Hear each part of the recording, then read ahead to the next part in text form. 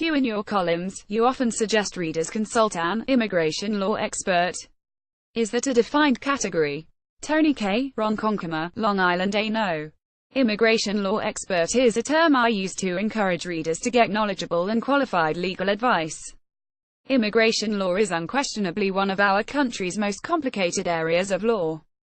It requires an understanding of the applicable law and regulations, but also rapid changes in local and national practice. Still, states, including New York, prohibit lawyers from claiming a specialty or expertise in immigration law.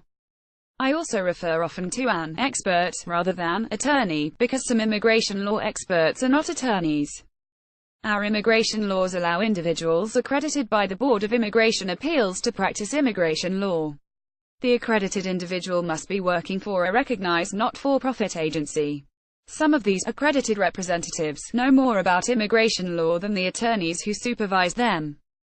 I consider many of them, too, to be experts. Q. I am a permanent resident. My wife is abroad. Should I petition for her now or wait until I become a U.S.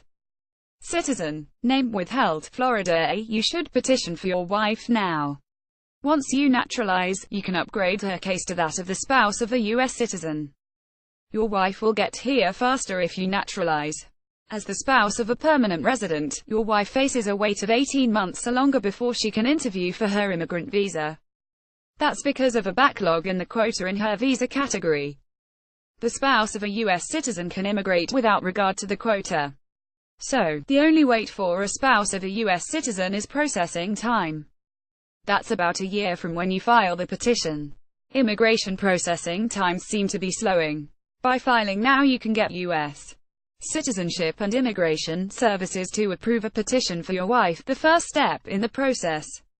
If you naturalize before your wife immigrates, you can notify the U.S. Department of State National Visa Center and/or the U.S. Consulate abroad where your wife will interview that you have become a U.S.